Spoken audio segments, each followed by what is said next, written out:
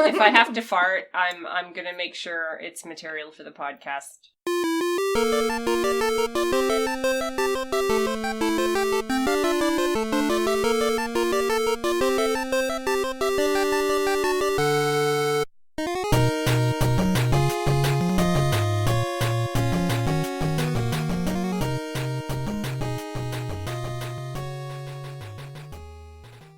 Hello and welcome to Madoka Magicast, a podcast devoted to the dark magical girl anime Puella Magi Madoka Magica. I'm your host Amanda, and I'm joined by my co-hosts Fana and Yasha. Hello. Hi!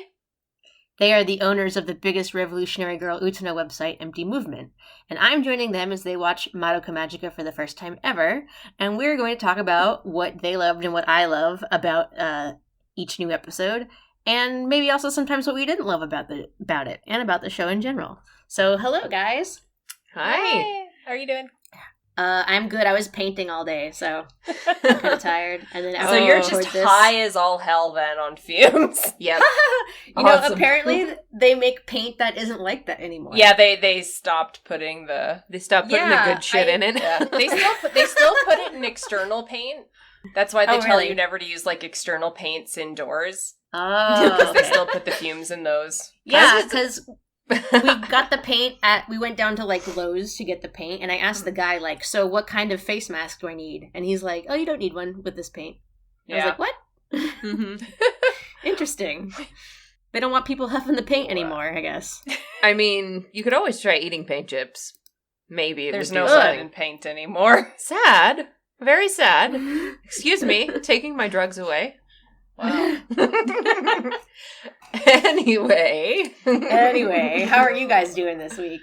Oh man, I don't want to get into it. We just steam cleaned the apartment. Yeah, we just steam cleaned everything. Let's not talk about it. So clearly we've been having awful, like, adulty kind of crap going on. Yeah, it sucks. Both of us. So that means that today we get to enjoy plunging ourselves into the happy world of magical girls. Oh, yes. Oh, yeah. The extremely happy Such levity. World. Much fun. Yes.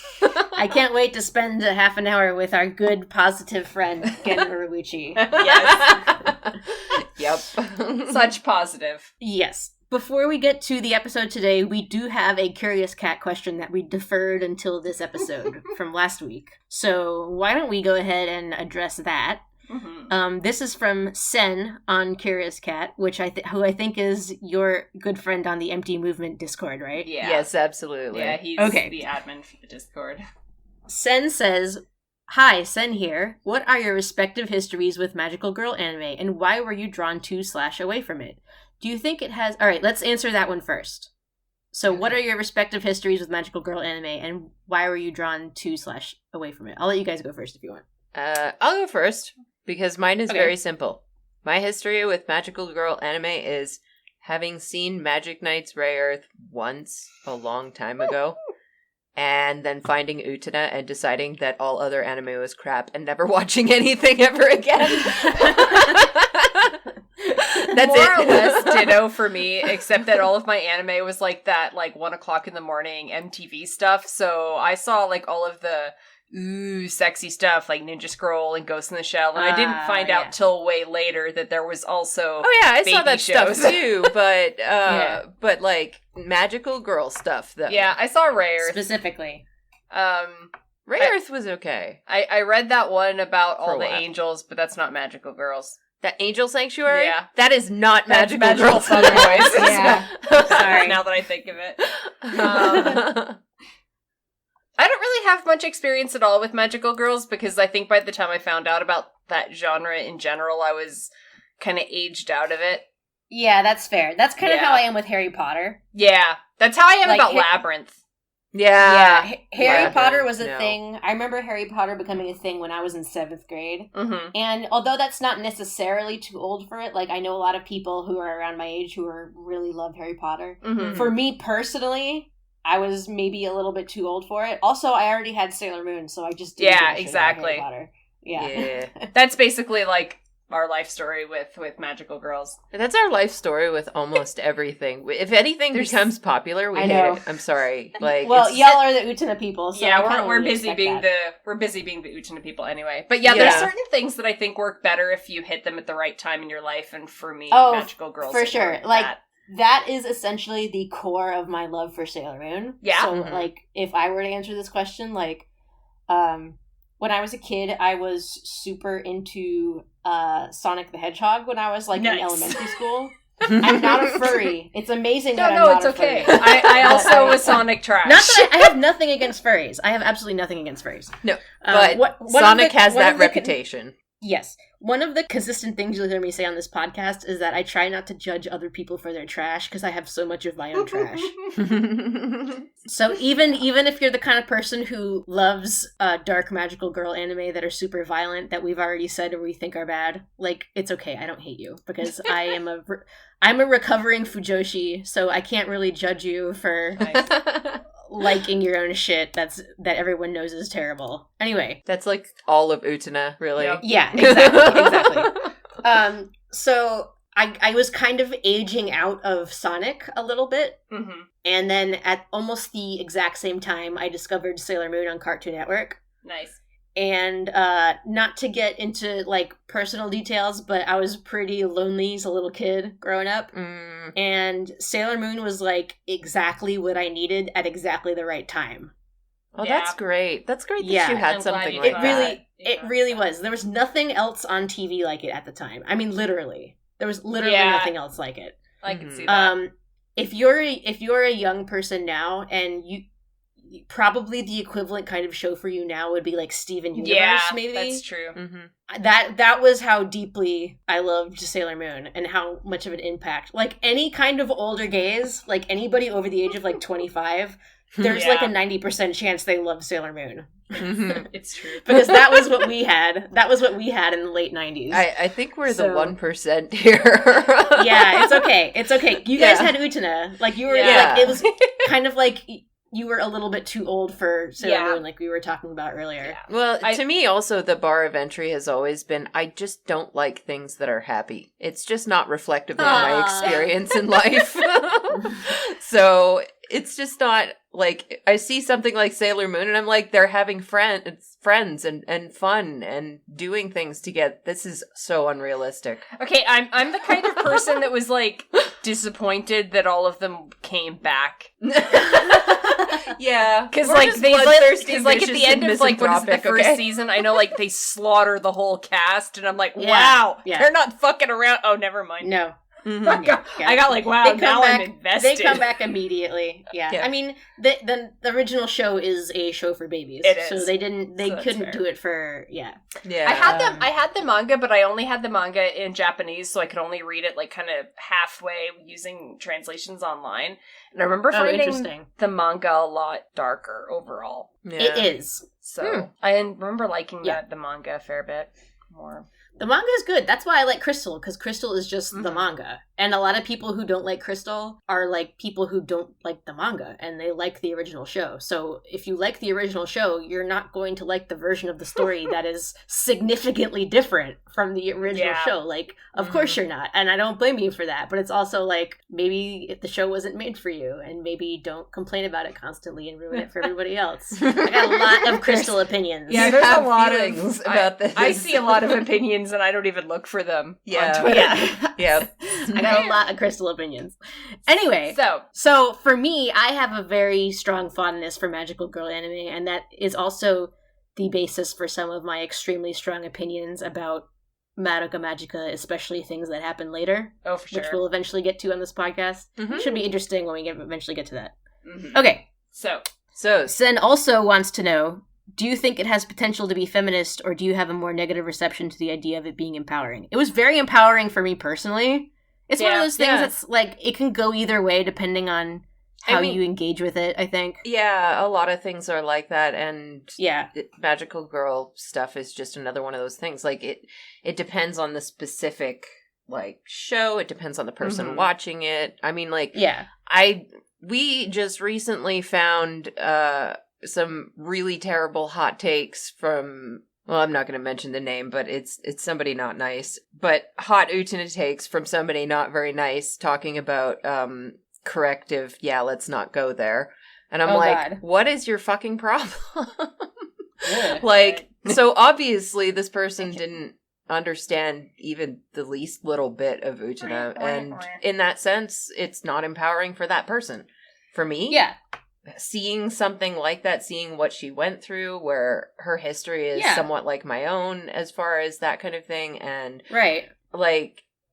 seeing that kind of thing for me was empowering. So it's down to the person. Well, Utena's not even always considered magical girl, depending on who you ask. That's true, but I mean, we're just gonna slap it in there for but, now. What I have seen of magical girl anime, I think it's definitely feminist in the sense that when you're talking about a show for babies, like something like Sailor Moon, it is depicting a bunch of girls who are, friends and blah, blah, blah, but they also do kick asses and things and have a power that's not just some guy showing up. Because I know that gets played for laughs eventually, that Tuxedo Mask just sort of shows up and is like, hi, I'm here.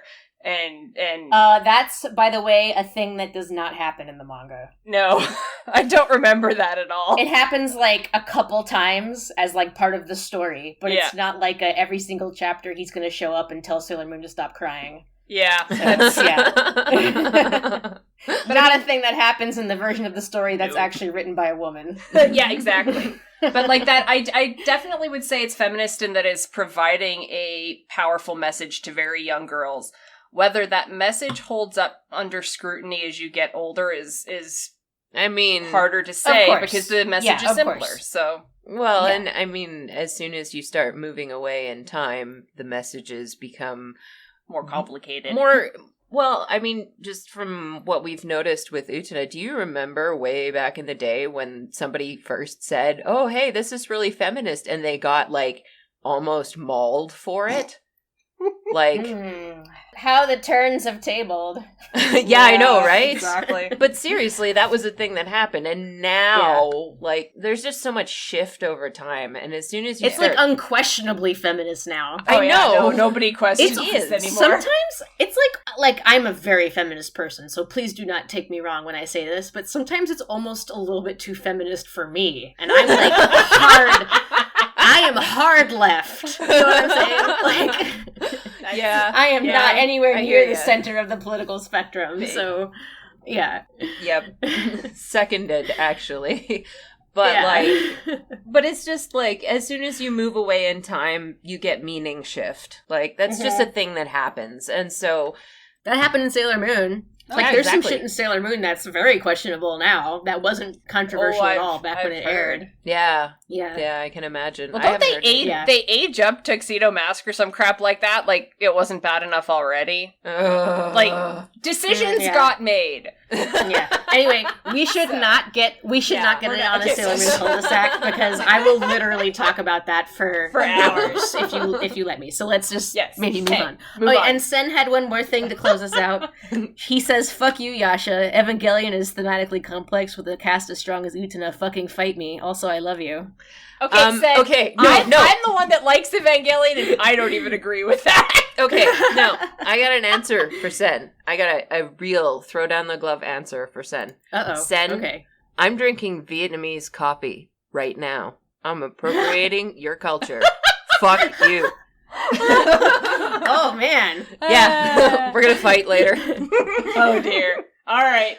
To quickly address that seriously before we move on to the episode, I would agree that Evangelion is thematically complex. Oh, hell yeah. Is the cast as strong as Utena? Fuck no.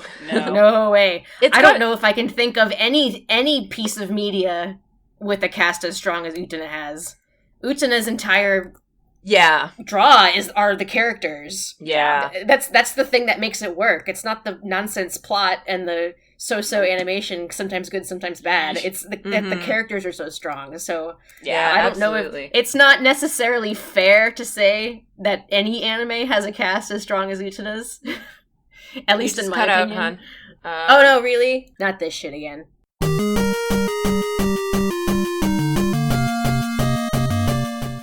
I don't even remember what we were talking about now. Oh, we were segueing into the actual episode. We were Okay, actually, yes. Yeah, So Panda, let's We were rock. just addressing the last, tail end of so Sen's question. Utena is awesome. Panda, you can edit that at a good stopping point if there is any. I know I was probably ranting. You can take out that entire part if it needs to be edited out. But anyway, yeah, let us get into the episode. Yes. So today we are watching and talking about episode 4, Miracles and Magic Are Real. It was originally aired on January 27th, 2011, written by Gen Urobuchi again, directed by Shinichi Omada, storyboarded by Shinsaku Sasaki, and animation directed by Miyabi Ozeki. How do you guys feel with this episode? I got some things to say. Okay. I will say them when we get to the proper point. I got Don't some worry. takes that are going to be only vaguely related to any of this, but we'll get to that. Yeah. Jury's favorite episode right here, obviously. Obviously. I really like this episode. I really like the witch at the end of this episode. Yeah, a the lot. witch was really awesome. Yes. I The witch can't was cool. wait to hear about the witch. Yeah. But the one thing that sticks out to me, I'm gonna have a little rant later. So. Oh, okay. I'll be ready. Yeah. I'll be ready. Yeah. Okay. We're putting on our ranty pants today for this one. Let's do ranty pants. All right. So Okay. we start. Okay. Panda, you can edit this part out, but you guys see the stream okay? I just hit play. Is it moving? It'll have to pick up. Wait, I turned it off trying to fix my audio. You're lucky when you came there we back are. when Okay. you did, because I was about to start reading fart stories from Something Awful just to amuse ourselves while we were recording. Oh, God. So, All right. So Clearly Sayaka's episode now. yes, this is a big Sayaka episode. So we start the episode with her rushing through the hospital to see Kyosuke. And she gets to his room and basically nobody is there. However, we do see some chairs around a bed. More than one this time. That might be a Yeah. voyeurism ding. Well, Ding, I don't know. ding. That one Yeah. I would kind of dismiss that one because that's That's normal. hospitals. That's Yeah. hospitals. Okay. Yeah. And all they're, right, and that's they're all fair. mismatched, which is extremely accurate. Yeah. Yes. The nurses tell him that he's not there at the moment because he's in physical therapy.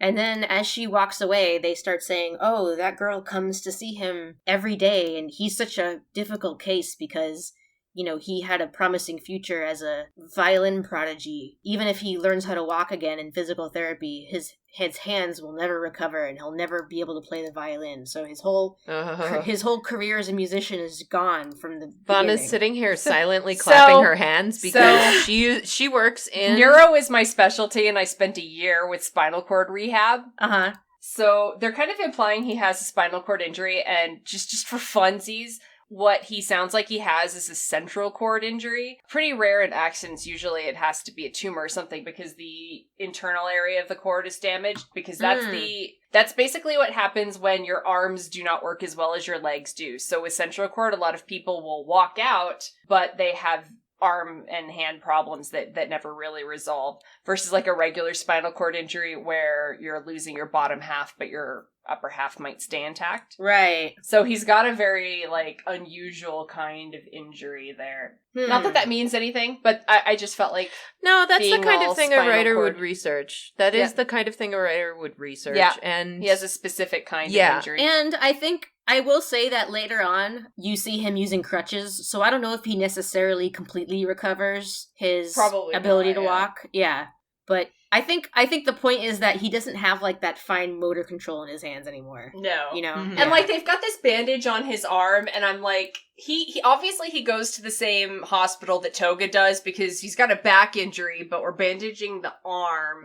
Yeah. I don't know what's wrong with infamous traveling anime doctor. This is Yeah. the worst doctor The worst in the spinal world. doctor. I'm surprised he doesn't have the head bandage under his bangs. You know, Yes. that cliche, Oh, and yes. it's only over his forehead, and you can't see it wrap around the rest of his head. Oh, I love that cliche. Yeah, because you just shave their heads. Yeah. Mostly, yeah. Yeah. So Sayaka is moping. She stomps off, moping that she can't see him, and she's in the elevator going back down, and she's thinking to herself, why did it have to be Kyosuke, and she's thinking back to that conversation she had with Mommy in one of the previous episodes, where Mommy said, if you make a wish for someone else, you have to be sure you know why you're doing it.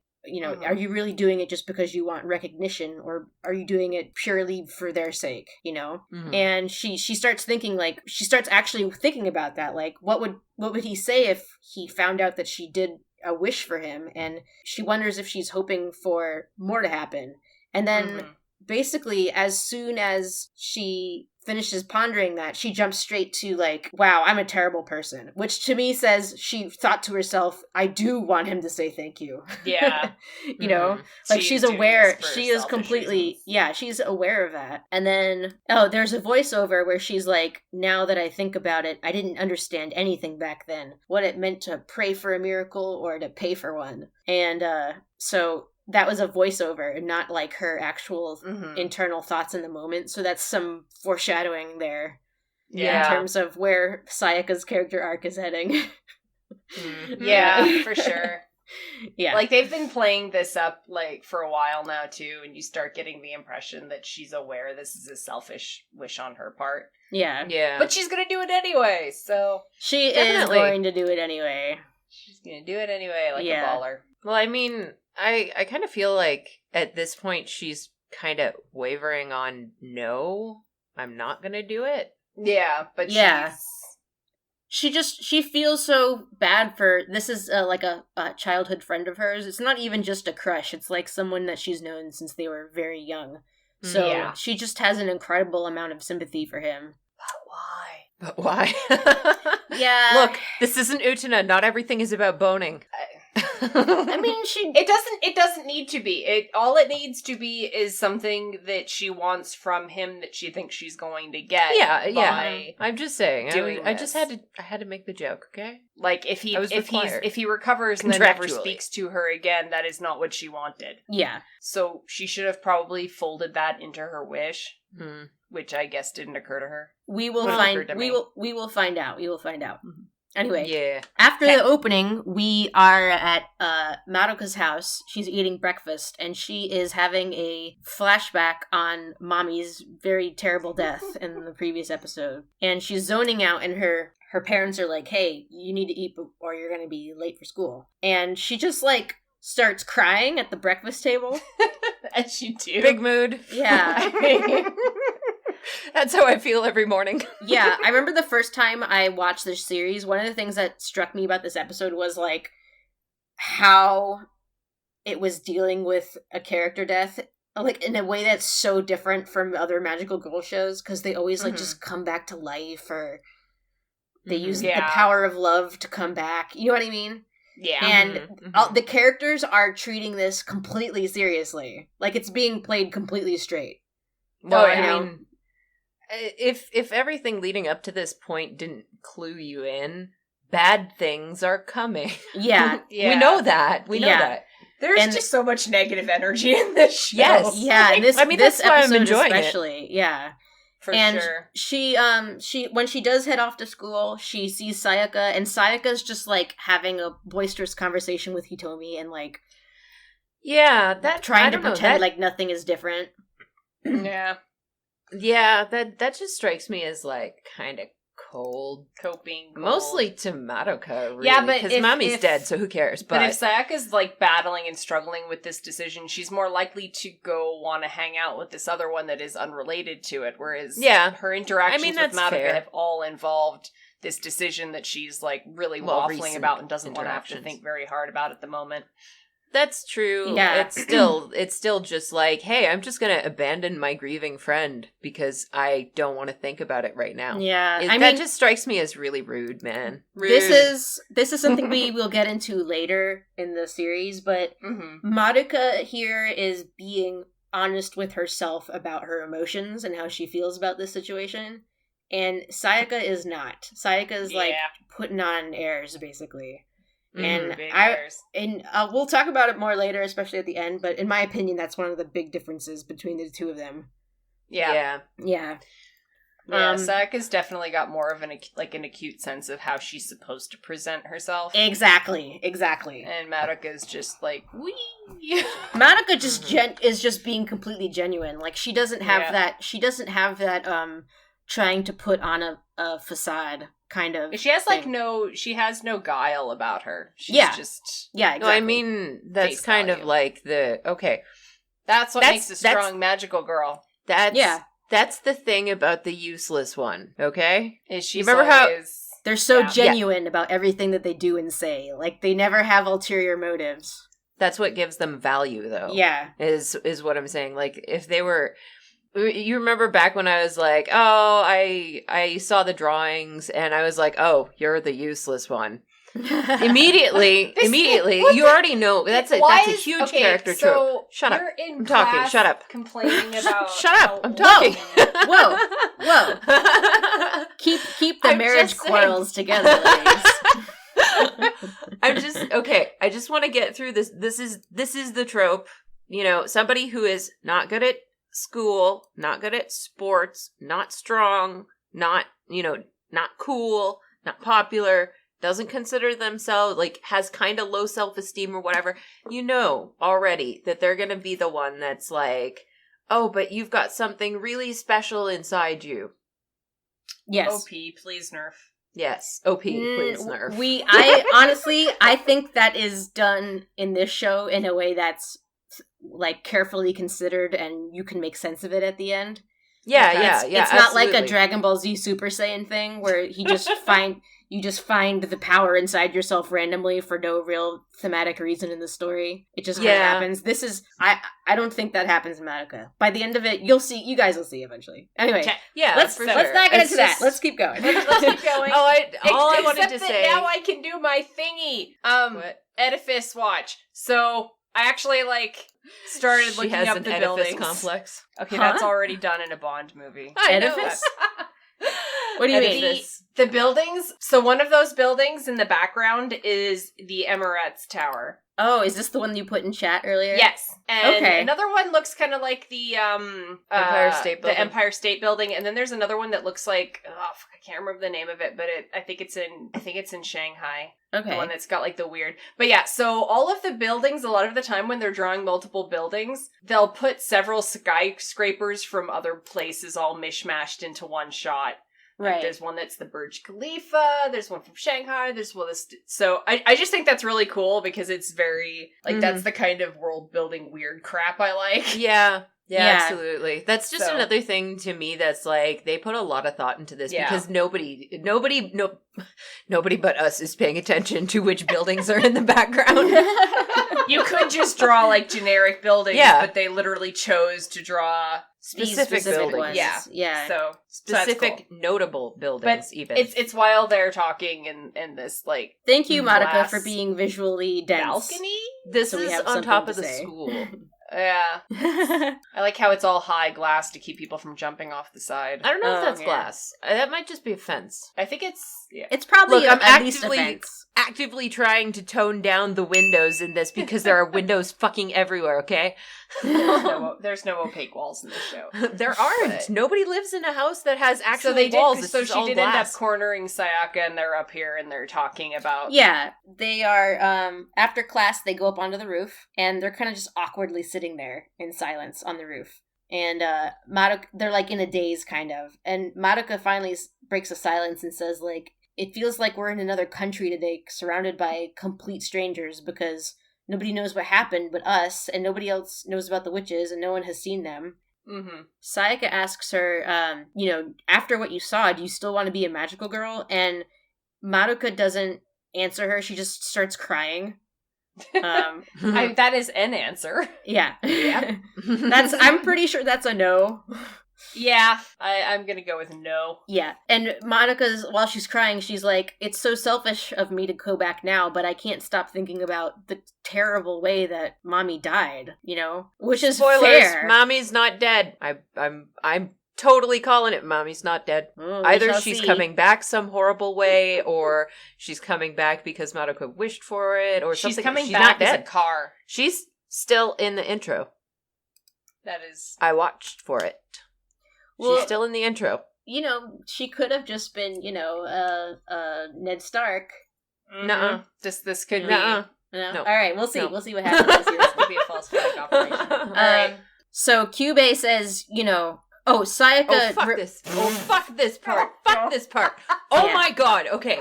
I'm sorry. Hold on, let's say what happened before we rant on it. Okay. Yeah. First, before we start screaming at Kyuubey.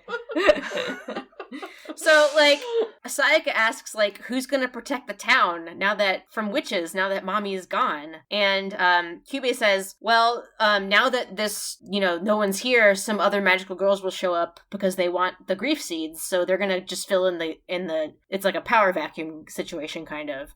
And he says, it's most magical girls hunt witches for themselves, and it's normal to want to get, paid for doing that. And Mommy was a special person because she just devoted herself to it without being that selfish about it. Yeah, but she didn't have anything else. Yeah. So. Yeah, we can definitely do a character episode on Mommy later. But I think that's part of why she was such a good magical girl, is that she just accepted that was her entire life now. Yeah. She threw herself, wholeheartedly into it. Mm-hmm. And whereas everyone else is divine loyalties. Okay, so I'm assuming the thing he says after that is why you guys are saying fuck you, right? Part of it. This is part of it, but this whole section here is just the most basic bitch level manipulation I have ever seen. This is haggling 101. This isn't even manipulation anymore. This is bullshit. I could out manipulate him. Seriously. Yeah, probably. You probably yeah. could. And don't forget, he's talking to specially selected 14-year-olds. So, yeah. This is what happens when Akio realizes that you don't actually have to put in any work to make 14-year-olds do what you want. You just need to be cute and fuzzy. Oh. So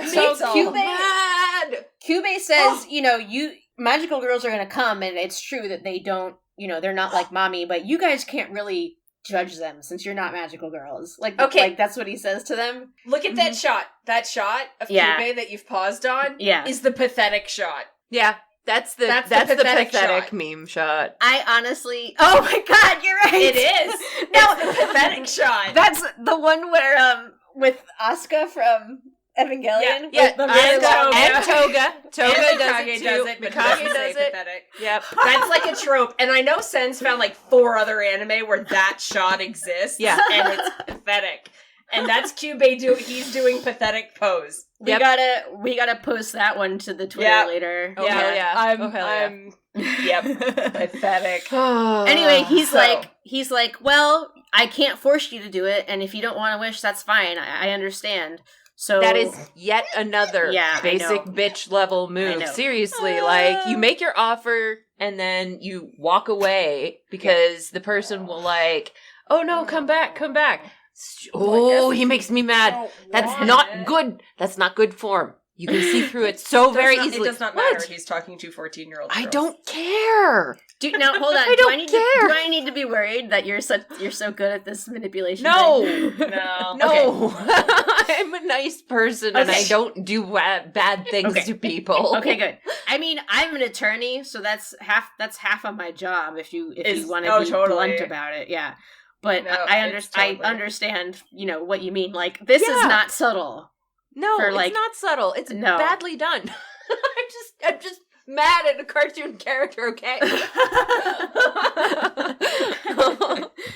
So he's like, well, I guess I'm off to go find people who do want my contract. And then before he leaves, he's like, thanks for all the good times, Madoka. It was really fun hanging out with you. Fuck you, you stupid piece of shit. Really? Really, Kyuubey? It was fun? What did you do together that was fun? Nothing. You watched somebody die. And thank you for that was his idea of fun. You took or something. Yeah, he took a bath in her bucket in her bathroom at home. What did you do? But to be fair, that looks like a really nice bath. Yeah. he looked very comfortable in that bath. He did. So Madoka... Are you saying Kyuubey doesn't bathe? Are you saying Kyuubey doesn't bathe? Well, he looks like a cat. Cats don't he's so cute and adorable. He probably doesn't poop either. I'm just thinking like True. Stinkline's Kyuubey now. No, you just don't see him grooming himself. Yeah. I'm just gonna go with he doesn't groom. You know, just like the Redditor that he's being with his little Madoka. Madoka? Is Kyuubey a poop sock? Probably.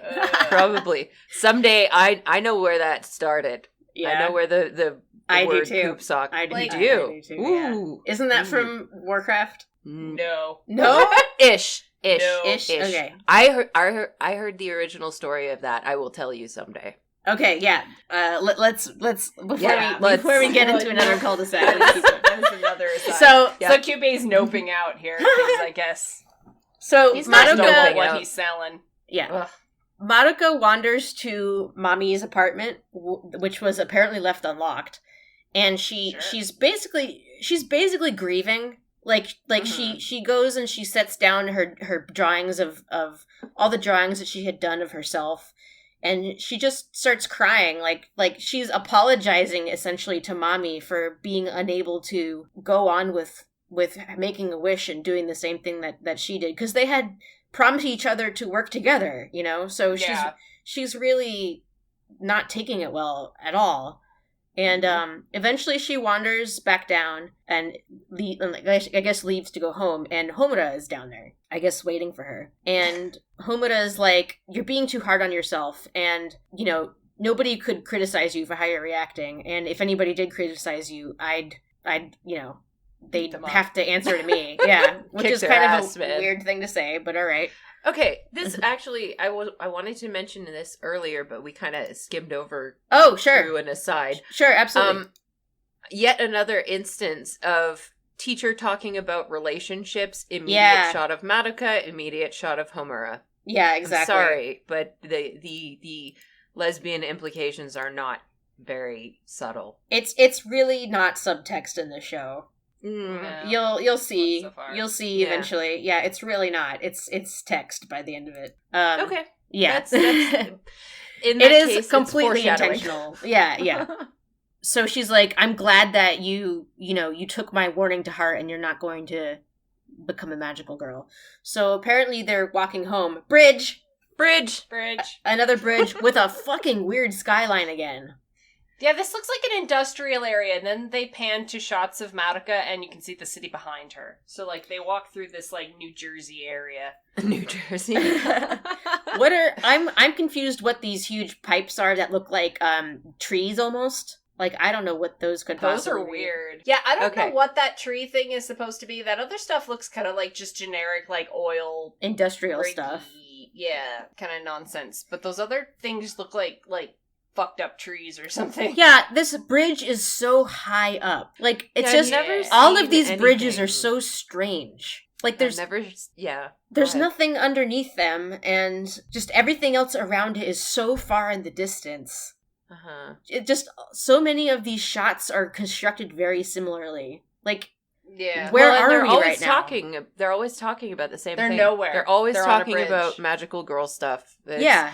It's like, I think I said this in the first episode. It's the Transition. descent into hell is what it is. Yeah, it's like yeah, you're the right. vibe There's I'm nothing getting. immediately around them. It's just this void and a bridge and a weird background, but nothing close to them because nothing close to them matters. Or it's anymore, even so like a liminal space thing. Kind of like, Yeah. Utena does something similar with like staircases and elevators. Mm-hmm. You know? Yeah, You're being not in really between anywhere places in with particular. Yeah, exactly. like So- airports. Yeah, yeah. So they start walking home together on this weird ass bridge. So Homura's, they're just kind of talking to each other, and Homura says, I couldn't save Mommy, but I'm glad I was able to save you by you at least listening to me. I could save one person from a bad fate by warning them. And Madoka's like, oh, you must be a veteran just like Mommy was. Have you seen people die like that in the past?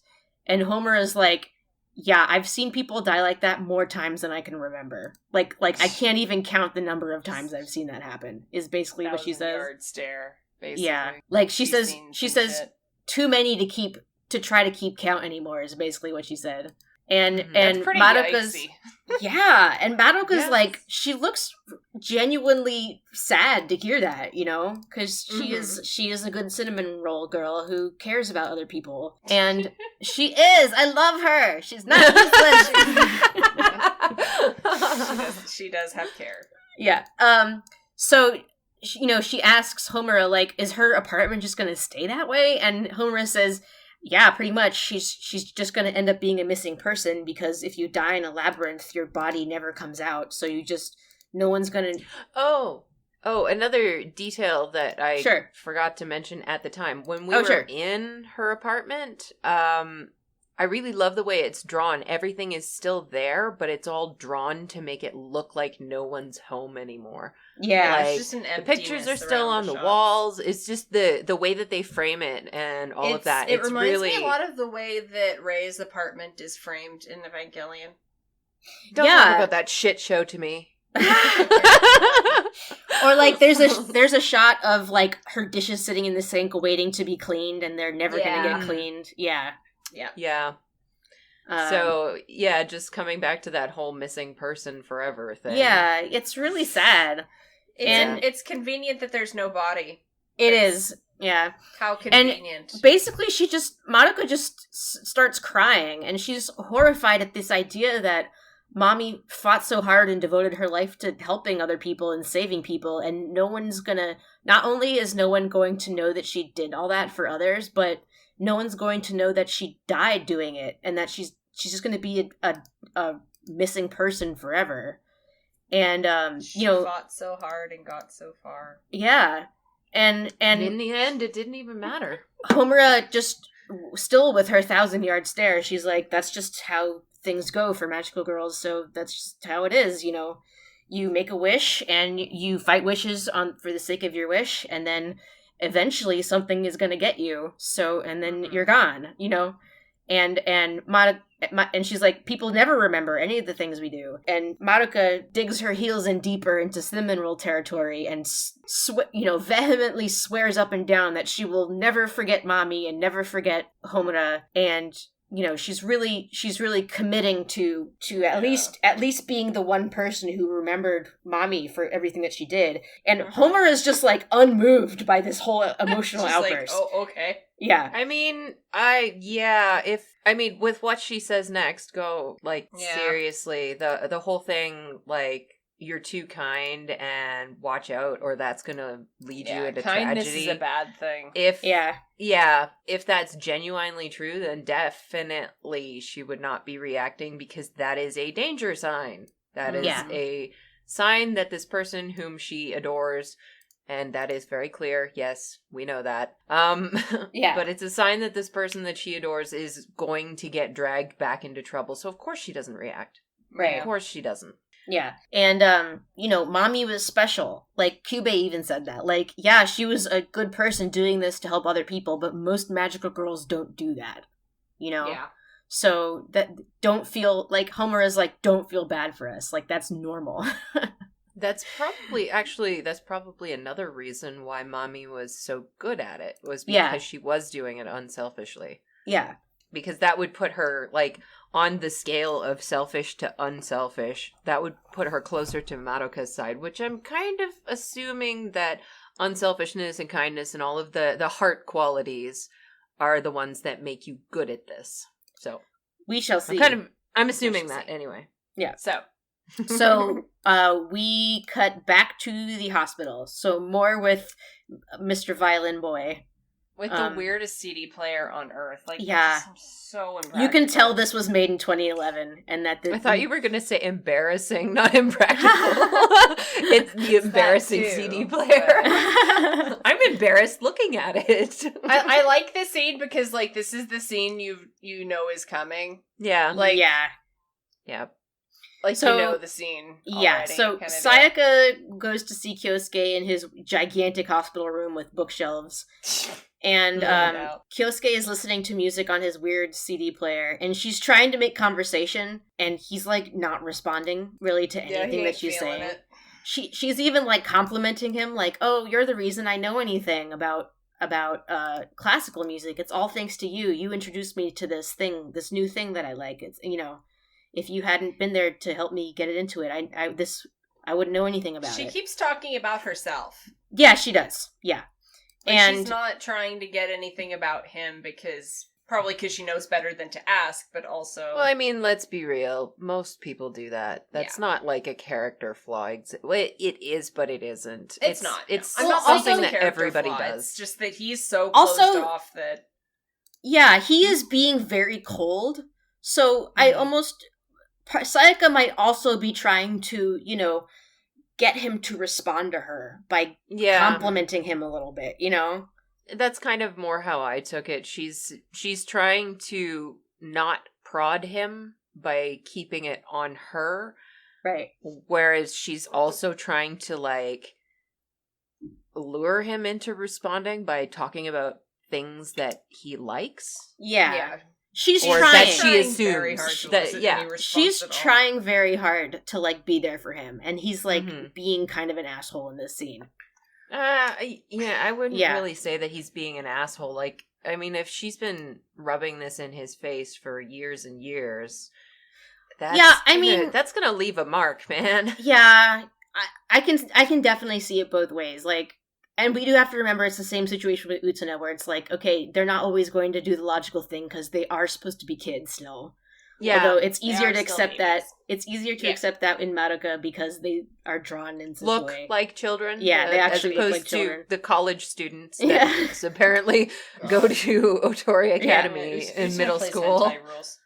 So finally, Kyosuke looks over to her and he's like, "Hey, are you trying to torture me by coming here so often?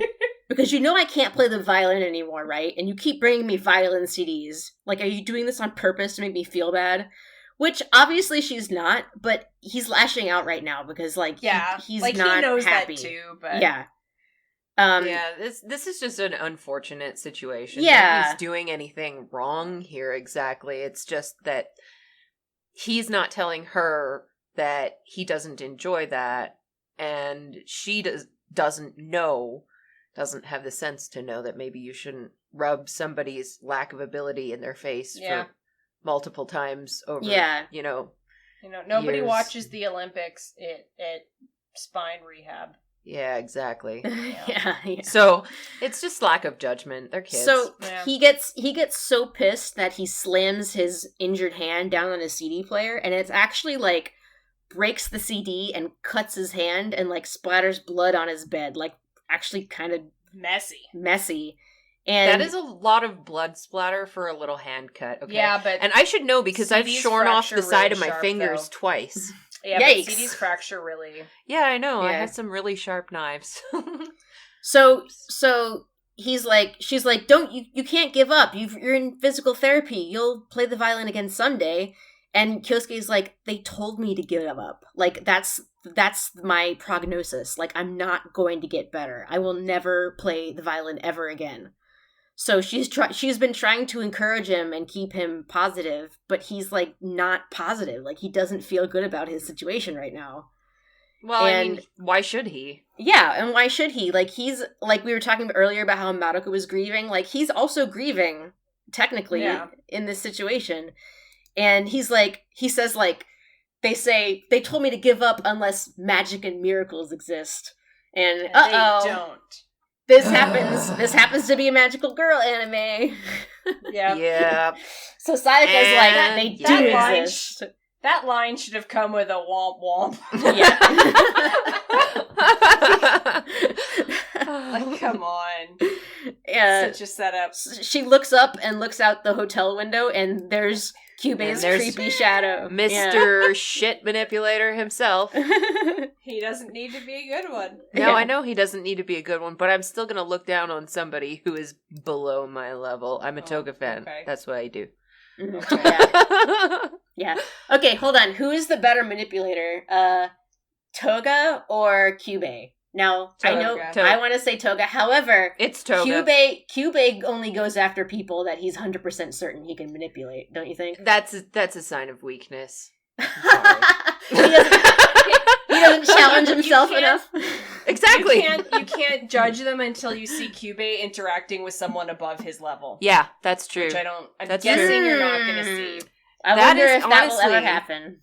Yeah. If that happens and, he fucks up worse than Toga, then no. Toga doesn't really fuck up. No, he does pretty good. No. All things when considered. he has to deal with Akio, he plays all the right notes. 16. Yeah, he does. Yeah. He really does. And that's really impressive coming from a 16-year-old kid. Yeah. So I would say he's been Toga's groomed well, better. Unfortunately. Yes. Yep. Anyway, you can't judge Kyuubey unless you know what Kyuubey does when he's actually got a challenge on his hands. And This is true. I would that's like true. to see that. I hope that's in this. Yeah, really we shall see in the future. Yes. So Madoka is walking home from partying with Homura, and she's thinking she's thinking to herself, why couldn't Mommy and Homura just be friends? Like, she really doesn't get it. Yeah. And as she's thinking that, she sees Hitomi, green-haired girl, from school. The fancy rich girl. Yeah, walking in front of her, and she goes over to say hello, and Hitomi's like, she has a witch's kiss on her neck, which is a bad sign, because that means she's been cursed by a witch. Mm-hmm. And she's like, oh, and Madoka sees it, and she immediately knows that that's bad.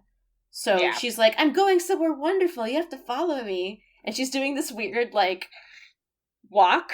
Almost like a walk, really weird. So Madoka just starts following her, and she's like, oh no, what do I do? And eventually her and a bunch of other zombified witch's kiss people start wandering towards, an old warehouse, it looks like. And Madoka's how convenient that this happened right after she made her sort of decision to sort of back off. Yeah, I mean... How convenient. Yeah. Mm-hmm. She's like, oh, I gotta call Homura. Oh no, I don't have her cell phone number. How convenient. Dude, how come everyone but that one's so on the bad at their storyteller. cell phones? Look, okay, that's another how convenient, but that's on the storyteller, not on Kyuubey. Yeah. To be honest, the manipulation stuff, honestly, is most of it is just writing. I write a lot, so you get a sense for what is a natural interaction between people and what is not a natural interaction. And that specific instance there, the can't call Homura is that's the story writer getting a little lazy. Yeah. I mean, but at least they justify it. They do. At least will say that you can get away with that once. Yeah. You know what I mean? If he does it again, though, I'm gonna judge him. Yeah. It's early enough that Sayaka's telling her that not to trust Homura, and she's been kind of antagonistic with Mommy, so maybe she wouldn't have her phone number yet at this point, Well, I mean, the other thing though, the other side of that is we just had this really long and tearful and open-hearted talk on the bridge. Bye, never see you again. Bye. Yeah. Bye. Yeah. I mean, that's fair. It's at least plausible for her to. Yeah. Maybe, this is the last time. That she's asking for her phone number the next time she sees it. Yeah. Well, she better. Yeah. Anyway, she follows the witch's victims to this warehouse, and they're congregating around a bucket, and this woman brings over some chemicals. So what is this supposed to be, bleach and ammonia or something? That's what. Yeah, that's homemade mustard gas, pretty much. Did you know that 4chan was tricking people into mixing those two at one point? I can't remember what they said it would do. 4chan. Of course they did. Of course they did. Actually, yeah. Oh, what the fuck? I'm trying to remember what it was that they said would happen. Oh, that's right. It was something about making crystals at home. Oh my god. Grow your own crystals, quartz crystals or something like that at home. If you just put a penny in and do all this unnecessary steps, and then you put in the bleach and ammonia. Yep. Yeah. Wow. I think that's clearly these people have some plans. Yeah, so essentially what the witch is essentially doing is causing a mass suicide or something, or a cult suicide. Because mommy mentioned that witches are behind those kind of things. So what's going on here is these people are mixing these chemicals intentionally, and they intend to commit suicide together, basically. And or maybe they just want to grow some crystals. Come on now. Yeah. Well, Hitomi is we're gonna go someplace wonderful. It's gonna be great. Yes, this is you're gonna also come how I with talk us. about death. Yeah, and everyone starts clapping, like, hooray, you're gonna die with us. Like, it's very creepy. Yeah, it's very... So, I mean, okay, there is definitely a real culty vibe to this. Yeah. This is what RoseCon looks like. No, it's not. When we gather up all of our Utena friends, it looks like No. We would never tell them to mix bleach and ammonia. that. No. please don't. No, Please don't. God, no. Please don't do this. But But yeah, it's No, it's- very... There's like... it's that's very got that- reminiscent of like, Heaven's Gate. And, I'm trying to remember. You would think having read so much on cults that I would remember the names of them every once in a while. Which one is the Kool-Aid one? That was Jonestown. Yeah. Yep, that was Jonestown. It's a little bit Kool-Aid-esque. Yeah. it's Yeah. got Well, Kool-Aid. this is a pattern in cults that have a charismatic leader figure. Right. The charismatic leader figure eventually goes off the deep end and starts testing people's loyalty, and Right. the tests just get Yeah. bigger and bigger until something like this happens. Right.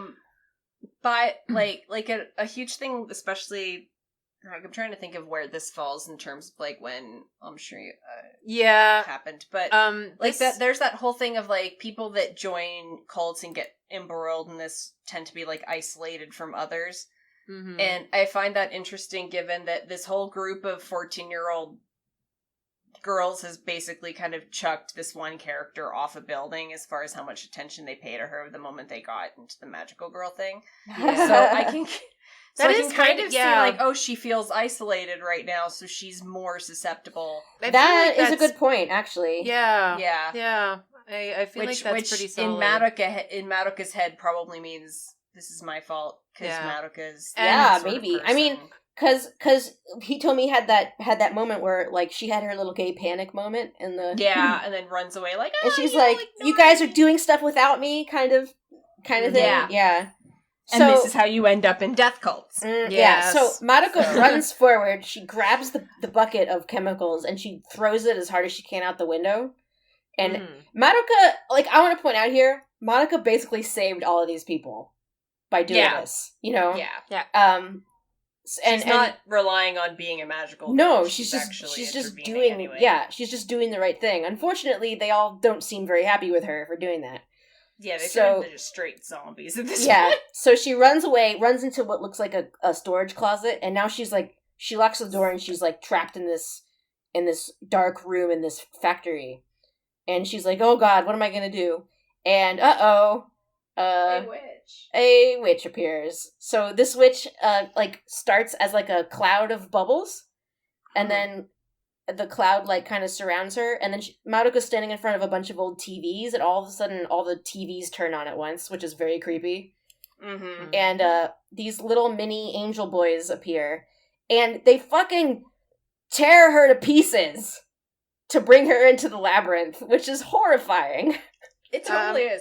This I- actually, yeah. Yeah, so between that and some of the imagery, like, in this labyrinth, and how they do the Evangelion thing, where for a while she has no lines, Yeah. it looks very deliberate here, but I think it was it in episode 25, 26? This thing where they decided instead of doing the cells properly, they were going to, flip them over, so you had this weird kind of disjointed... Oh, look you to them. were seeing them from the back, so without all of Yes. the lines, like the paint Yeah. from the back. Yeah. Yeah, Yeah. and they're doing that with Madoka here, and, she's, like, getting all stretched and weird and drawn and quartered, and it's very acid trippy, which And is that also leads a cult back into thing. the cult thing that was the Yeah. 70s. Yeah. Or, Which, by the way, you mentioned it, I'm not sure if anybody picked up on it, but Aum Shinrikyo was one of these charismatic leader cults. That's the one that is referenced extensively in Mawaru Penguin Drum by Ikuhara. yeah, Of course. Yeah. but, I like that kind of super acid trippy, because you have to make a real concerted effort to make the Witch's Labyrinth more Actually, acid you know trippy. what? Come to think of it, that has a lot more in common with Aum Shinrikyo than I realized at first, because the sarin gas attacks were basically Mustard gas. you mix the chemical. Yeah. Well, it was a nerve damaging agent. Yeah. It was sarin, but it was basically It was still the idea, same idea. Yeah. Yeah. It's the same idea of using a gas that's going to affect everybody around you with this like culty stuff going on behind it. Had they managed to succeed and gotten caught, this would have happened where their own members would have done it. Yeah. Like that. Like, that's pretty much a foregone conclusion, to be honest. Yeah. Just because of the way things work when you have one very charismatic leader that's going off the deep end. Yep. But yeah, so away from things that are quite that heavy. Yeah. Madoka has been pulled into this witch's labyrinth. Now, That's trippy. this witch is named H.N. Ellie. So the initials H.N. and Ellie, the name Ellie. So E-L-L-Y. Mm-hmm. Mm-hmm. And H.N. Ellie's labyrinth is shaped like a big snow globe, essentially. Mm-hmm. It's like a big globe. Like you're on the inside of a sphere. And when Madoka appears, she doesn't have any lines. She's the animation style changes to like blocks of color instead of outlined animation. Mm-hmm. And she's on the inside of this huge sphere, and the camera swirls around her, so you get to see just what it is that this looks like. And this is interesting because this labyrinth isn't so much a labyrinth as it is just like a huge open space. Yeah. Yeah. I see So- those eyes. Oh yeah, so Those there's eyes. some Voyeurism imagery. voyeurism that gets a ding. Yeah. There's also, I don't know, I can't remember whether it's I- before or after what I'm seeing on the screen here, but there is a point where there's just a big eye opening, and that's like Yeah. it's Yeah. like you're inside it. Again, But- with the whole eyes meaning audience meaning. I missed ugh. my chance. Ugh. But the little symbol for the cult was two peep figures with one wing each. Oh, we need So- okay. What, really? We need an insert. We need an insert Hold on. here. Wait, that's the same symbol as the witch. Oh Oh. my god. Are you talking about the witch's kiss? Yeah. Yes. Okay, all right. But there's all kinds. We need an insert here of one winged angel. You need to put it in. 'Cause Yeah, that's such a trope. But yeah. also because there's so much video game imagery. There yeah, is. because all there's over the the place. screens and there's like at Yeah. one point it gets all pixelated and But so I'm paused here on an image of two of the witch's minions, which are like these little wooden dolls with one wings. Like they're Mhm. angel dolls with halos, but they each only have one wing, hence the one-winged angel reference. Mhm. And Which, for anybody out there, is a basically as soon as Vanna and I saw it, we're like, oh shit, Final Fantasy VII. well actually you're like oh shit Final Fantasy VII, I'm oh shit Xenogears, but whatever. Well, I'm just yeah. keeping track. Either way. So two angels are carrying what is basically a computer CRT monitor. Yeah. With two, it's like two, I almost want to call them like dog ears coming off of the sides. Yeah. Or like floppy pigtails or wings You know, like or those something. things Kyuubey has. A little bit, yeah, actually. A little bit like that. And so they bring this, they're carrying this CRT monitor, and it's got an image of it. The monitor is flashing images, and it flashes a picture of a girl, it flashes more of the angel guys, it flashes the witch symbols. You know, it seems to be watching Madoka, and she's still floating, and like in the background of this giant sphere are like merry-go-round horses, but they're pixelated. Yeah. It looks very much like something you would expect to see in a side scroller, to be honest. Yeah. And all of a sudden the angels start carrying more monitors, and they're showing Madoka's images from when mommy died. And Yes. yeah, and Madoka is like, what is she says? She says something like, "Oh, this is my punishment for being a coward and for being a liar and for letting mommy down, and you know, I deserve this for not being able to go through with doing the right thing and becoming a magical girl, you know?" That Excuse the hell out of me. When did becoming a magical girl become the right thing? See, that is how Madoka sees it. I know, Yeah. but she's she wrong. sees it as that would be the best way to honor her promise to mommy to be there for her. I think But she's wrong. I think she legitimately sees it as the right thing to do. Like, if I can help people by doing this, then I need to do that because that would be the right thing to do. Why would I not? Yeah. Totally. That is extremely unhealthy. Yeah. Extremely but unhealthy. But it's also kind of part and parcel to the whole magical girl thing. Yeah, kind of, yeah. But like if you think about it in terms of a person, that's somebody I'd expect to see in a codependent relationship later on in life. Like that's you mean just like what she's gonna do with Kyuubey? No, but that whole taking responsibility for things that are not your fault is extremely, extremely easy for people to exploit. Yeah. Gee. Yeah. I just want to say that you guys have been banned from the spoiler channel in the MT Movement Discord. And people in there have been talking about how some of the stuff you guys say sometimes during these episodes becomes extremely relevant later, and it's very funny. Yeah. I mean, you asked us to be here for a reason, man. Absolutely. I am not complaining. I'm not complaining at all. Well, I just think it's funny. Just for a little bit of explanation, I guess. At least for me, it's a competition between me and the writer of the story. If I can figure out what he's doing before he does it, then I win. If I can't, then he wins. That's how I see stories, videos, movies, any kind of media.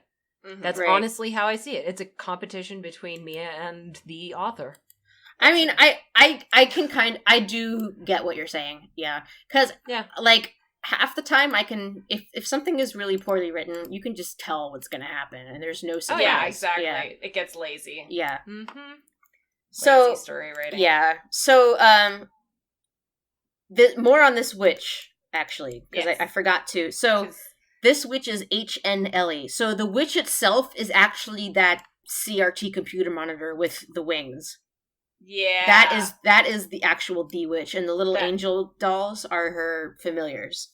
Yeah. That took a little while to sink in. I was like, well, where the fuck is the witch? Oh, she's an actual computer monitor. Yeah. Cool. So HN Ellie. So HN is Japanese slang for a screen name or a username on the internet. It stands for handle name. So it's like her screen name is Ellie, like HN Ellie is what that means. And she's this like little girl figure on the screen that looks kind of like Hatsune Miku. Yeah. Oh, okay. Yeah, probably. Her description, HN Ellie's description is, she is the box witch. The box witch with a covetous nature. She is staunchly reclusive. Anything she covets, she locks away within glass. The thoughts of her prisoners are laid bare to her, but one can strike her without thought, without problems. That's kind of an awkward translation. That is extremely awkward. Maybe it means like, if the thoughts of her prisoners are laid bare, but if your mind is clear, maybe you can fight her easily. Maybe that's kind of what it's trying to say. I think that's what they're getting at, is just don't think and you won't have a problem. Yeah. And according to the lore and some of the side material, this witch, her curse was to have a memory boxed up. Like, does that make sense? Yeah. Like, the translation was like, you have to battle her thoughtlessly. Yeah, basically. Yeah. So, like... Or you get trapped in her boxes. Yeah, I don't know. Like, her labyrinth is meant to look like a snow globe, which are, like, very common... Thoughtless gifts. Not just a thoughtless gift, but, like, a souvenir. Like they're very commemorative of certain times. She wished to have a memory boxed up. What is that reminding me of? Oh, that's right. Pillars of Eternity, where somebody had memories that she didn't want and wanted to get rid of them. She wished to lose a memory. Interesting. It either means that this witch wanted to get rid of a memory, or she wanted to preserve it. Yeah. And it does say that anything she covets, she locks away within glass. So maybe it was a preservation thing. Maybe she's obsessed with she's maybe obsessed with preserving memories as opposed to Because she's a computer. That's what a computer does. Yeah. Okay, yeah. Now it makes sense. Yeah. I was reading it backwards. They're using really flowery descriptions of a computer, basically. Basically. Which is why this She's is definitely One-Winged Angel from... This is definitely a reference. I'm very sure of it because... No, One-Winged Angels are a trope. Yes, but Final Fantasy VII first release was on the computer. And that's where it made a huge splash. So, I'm going to say that his jam is gaming, so... Yep. I'm going to say that's probably a thing. Anyway. So the One-Winged Angels surround Madoka, and they basically start to rip her apart again. Yeah, she's like drawn and quartered. Yeah. When all of a sudden, a blue blur, no, not Sonic the Hedgehog, but a different blue blur, shows up and smacks the witch away from Madoka. And who is it but Sayaka? Okay, now I'm just picturing that horrible Sonic that they've got for the movie. Oh god, into this. That Sonic is so awful. Shit. As someone who loves Sonic the Hedgehog as something very nostalgic from my childhood, that made me so cursed, so angry. Seriously, let's not. Everything about that, just no.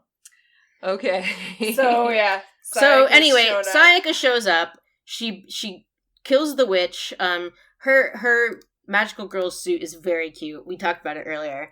I like how she's wearing the cloak, because they're, like, she's got it all wrapped up, like, ooh, is she a magical girl? I mean, obviously she is, but they're totally doing that, like, subterfuge thing. Yeah. Mm-hmm. So she beats the witch, saves Madoka, the labyrinth fades away, Hitomi and all these people, they all survive. And Sayaka's like, sorry I was late, like, she's playing it off very confidently. Mm-hmm. But, Madoka is like, oh, your clothes. And, Sayaka's like, oh, it's not a big deal. I should have just done it earlier, really, since I did it anyway. Yeah. But, I was pretty good the first time, right? Like, she's trying to not make it a big deal, yeah. And Homura appears. She was watching the whole time again. And, she's like, how fucking stupid are you to have done that still after what has already happened? I just warned you. Yeah. Yep. Which I'm sure will definitely improve her relationship with Sayaka, right? Oh, yeah. Of course. Being obnoxious like that is definitely good. Homura seems to be like spectating a lot. And clearly that does not... She must not be very invested in getting these grief seeds, because she just constantly just throws the fight for other people. To be honest, if she's not using her powers, then she doesn't need the grief seeds. Yeah, but I mean, at least as far as I'm parsing she could totally be sniping every fucking kill, and she just doesn't. Yeah, and she's got no interest in winning. But, I mean, like I said, what's she going to use the grief seeds for if she's not using her power? Yeah. Like... What is she gonna do? Frame them? Put them in. Me and my collection of witch souls.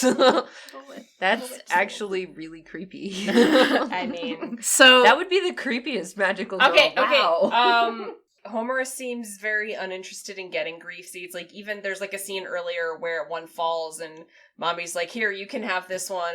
And Homer's like, I don't need it. I don't want it. Yeah. And given her reticence about letting other girls become magical girls, and also her lack of interest in getting the grief seeds, because at first it's played as like selfishness. Like, I want all this turf to myself, so don't become a magical girl. Right. But that doesn't track with her not seeming to want to get grief seeds, even ones that would be super easy for her to, like, just snipe or take when one is offered. Yeah. So I feel like that's going to...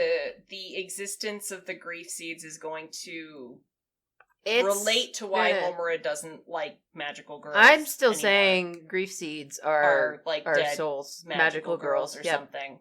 I'm especially now that they're like, oh, the bodies don't go back to Earth. Oh, they don't. Yes. Is that so? Where you're saying like the witches eat magical girls and then they turn into grief seeds or something? Or they become, magical girls that died in labyrinths become witches, or something like that. Something like that. There's just a lot there that adds up as There is a weird dynamic going on, and I see you, Urobuchi. I see you. It's clearly not that she doesn't want grief seeds, or that she wants grief seeds, because she's had opportunity after opportunity to obtain them. And she keeps on not taking them. So So she seems like, no, I don't like grief seeds, so why? Mm-hmm. Homura's,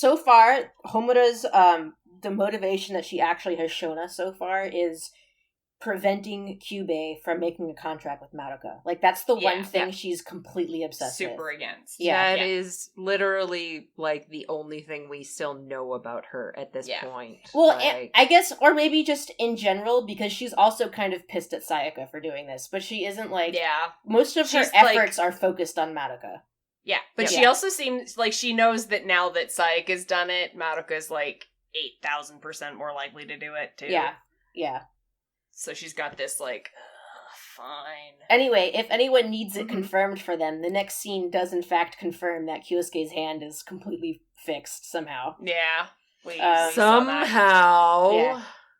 Magic and miracles. Miracles exist. Oh god, Juri just got out of the shower. Juri, is that what we're calling Kyoko? No. Yeah. No.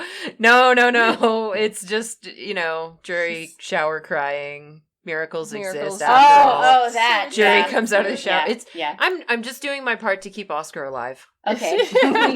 we see you, Oscar. Yes, you're valid. So the episode closes out with this interesting scene here with Kyuubey and Kyoko. So they're like at the top of a tower or something, and Kyuubey is telling Kyoko that mommy is gone. And Kyoko's like eating one of those fish cookies that we were talking about last episode. Yep. Taiyaki. Yeah.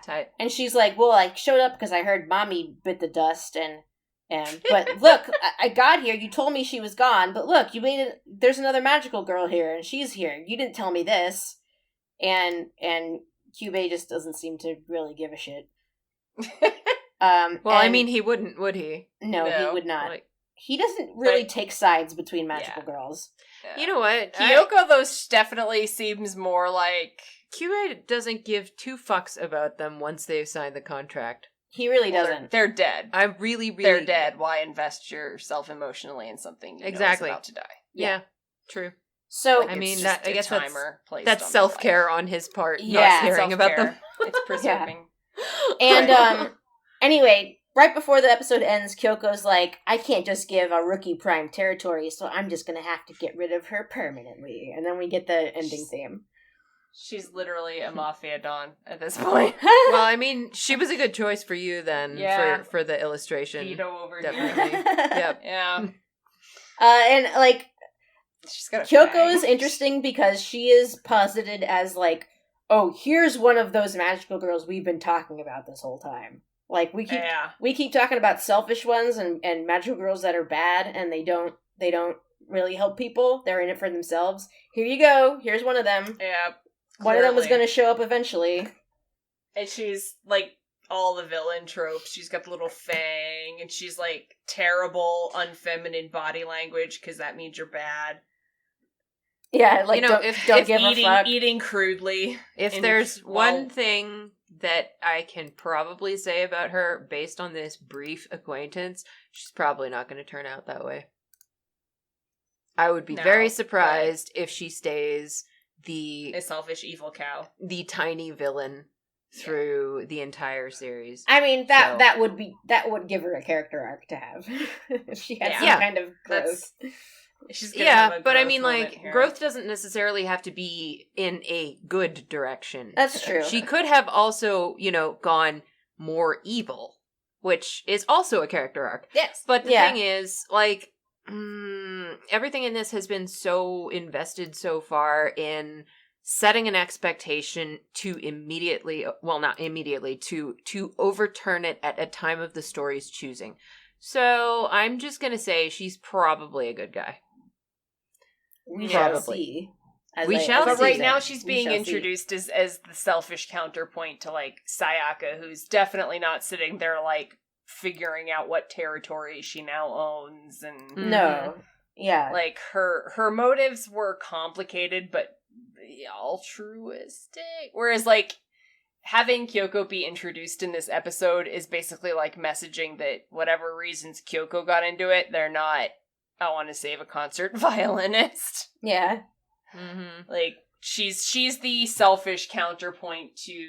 I don't know, Mommy that and would Sayaka's be, that would be something altruism. that I would carefully pull when writing a story, would be the whole...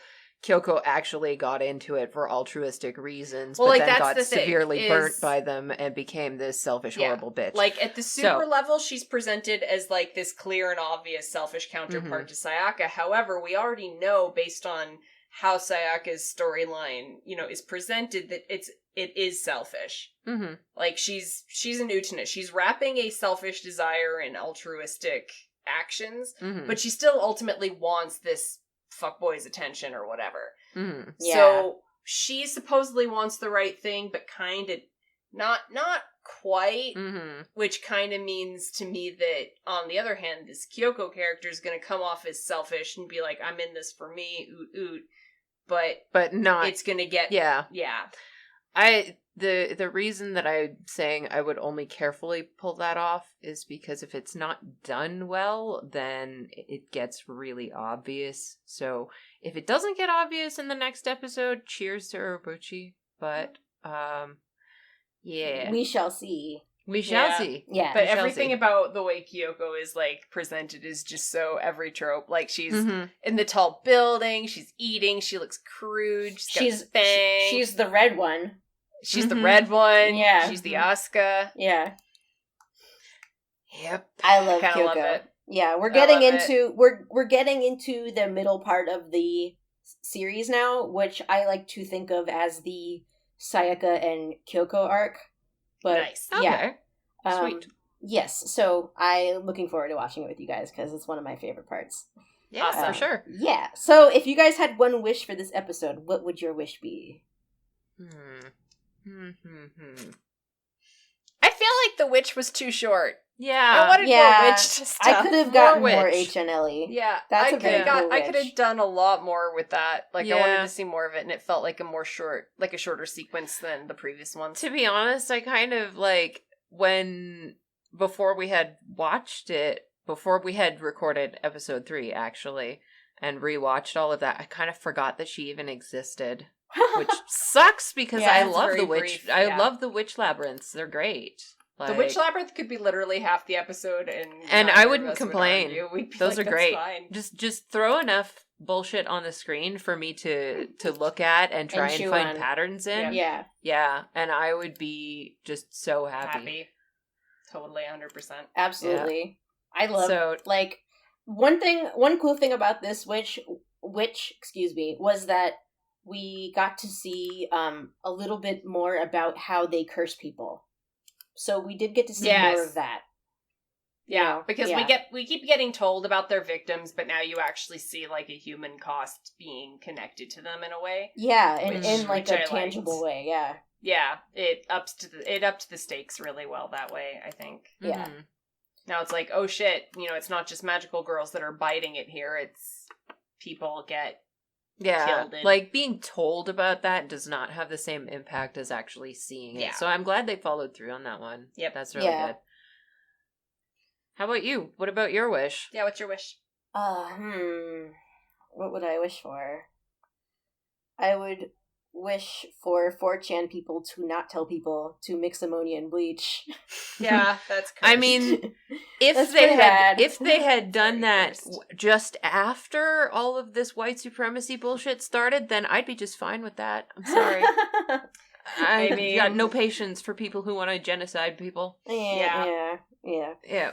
I But- would also wish for Hitomi to do her weird walk like an Egyptian walk again while going off to the Yeah. happy promised land. Ooh, Yes, I that didn't was- really wish for something. Oh, would yeah, wish what would you wish for? some of Kyoko's taiyaki because taiyaki is Ooh, delicious. mm, There. yeah. Food. Sounds so Mhm. good. I want more Magikarp taiyaki. Yeah, that's awesome. I love that. Yeah. That exists. So It's that's amazing. the end of our episode. Mhm. Next episode, we were going to see more of Kyoko Wait. and... Did we get any curious cats? Oh! You know what? I checked it earlier when I looked Sen's question back up, and we did not get any new ones since then. Okay. Yeah.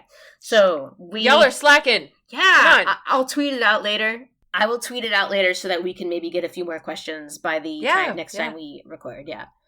All right. So I guess we will close it out here. Mm-hmm. Thank you all for watching or for listening. We are, so maybe a little bit of an update. I know this is still very early in the podcast, but, it's not cheap.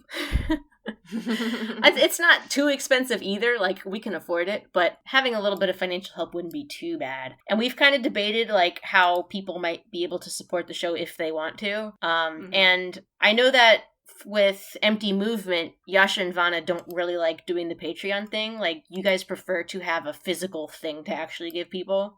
Yeah, it just doesn't, like, I mean, people have given us so much over the years in terms of, like, the work that they've put in to translate things or done vector traces that we weren't going to do or hadn't done yet or that kind of thing. It doesn't feel right to just accept money for the site. That's not our work. Yeah, and that's not why I started this either. Like, I didn't start this podcast because I wanted to make a profit off of it. So, but we have a Patreon page sort of made since the Patreon is changing its rules soon. So we went ahead and made one just in case we want one in the future. But really what I would prefer to do is, like, make stickers or make up, like, buttons or something. And then if people want to support the show, they can make a donation, and then we will send them a pin. So, quote unquote, I say, Fedora Kyuubey. Kyuubey should be a sticker or a pin. Exactly. So, if you guys ideas, what do you want? If you guys have any, if you have any requests or ideas, we could do Fedora Kyuubey. We could do Afro Madoka. We could do, what else could we do? Not Incel Hamlet. Not Incel Hamlet. Yeah. I've also been thinking I could do commissions. So I'm the person who drew the chibis that we use in the border on Twitter and in the YouTube. Sam videos. Dressed Like Kyuubey. Sam Dressed Like Kyuubey. Yeah, so I could do commissions. Like, maybe if somebody wants to, I don't know what a good price would be for those at all. I don't normally do art commissions. So, but if somebody wants to do a more larger commission, or a larger donation, like something over like $20 or something, I could draw a magical girl for you in that style. Or if you have an original character that you have, or if you want to cross over, like, oh, what if Cardcaptor Sakura was a Madoka magical girl, like something like that. That's a possibility if somebody wants to help support the show. So by the time this goes up, we might have already decided what we want to do, but if not, look for that in the future. Yeah. Honestly, if we just made enough to cover the cost of making the show, that would be fine. Like, I'm not looking to supplement my income by doing this podcast at all. Yeah. I make enough money. It's fine. Just recouping the cost would be enough. Same thing for you guys, because it takes time for us to go through the episodes over and over, and I make the YouTube videos, and we pay Panda to edit the audio, so look for that in the future. And if people want to support the show, that would be great. And even if you can't buy a sticker or whatever it is that we end up doing, if you retweet the podcast and you tell your friends about it, that helps us too, anyway. Or send us Curious Cat questions, or, et cetera, et cetera, et cetera. So anyway, I think that's all the house cleaning.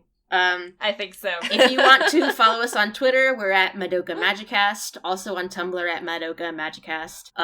You can email us at madokamagicast@gmail.com. If you want to follow me on Twitter, I am Lambda Power. So that's Lambda, like the Greek letter, and then Power.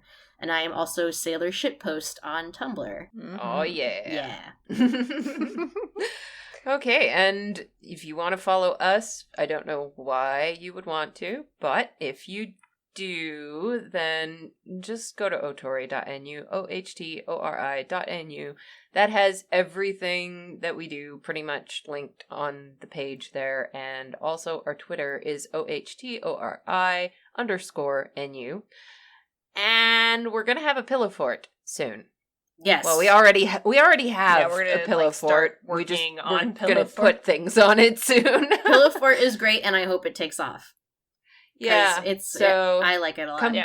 Come keep us company yeah. on Pillow Fort. It's only $5, and I mean, think of the gains in keeping out the idiot bots. Yeah, exactly. No bots is really nice. No bots. Yeah. Porn, okay. Yeah. Our producer, Panda, produces like 4 or 5 other podcasts. We should get a list of those so we can plug them on the show. But at a minimum, she hosts and produces Imagine Me and Utena, which is a Revolutionary Girl Utena fan cast. So if you search for that on Google or on SoundCloud, you can find that. And we should probably mention, not today, but tomorrow, Panda and I will be recording, actually Panda, Mia, and Vana will be recording for the first episode of a Sarazanmai podcast. Yes! Yes! So Ikuhara's really new exciting. anime starting this month. Yeah. Okay. So. Yeah. Ikuhara, come on, give us something good this time. I'm not worried. Yeah. Well, I mean, after all of the talk about people's souls getting stolen out of their buttholes, I'm down. I'm down. I can do it. Ikuhara finally makes an anime about boys, and it's about butt stuff. I mean, he finally gets over his weird lesbian fetish and makes a story about male characters, and it's about butt stuff. Yep. Of course it is. I mean, he's gotta be himself. Yeah, he does. He's gonna Ikuhara. But anyway, keep an eye out for that. I'm sure we'll retweet it, and it'll come up on our Twitters. And so yeah, thanks for listening, and join us next time for episode 6. Should be fun, and we'll see you guys next time. Bye. All right, bye everybody. Bye.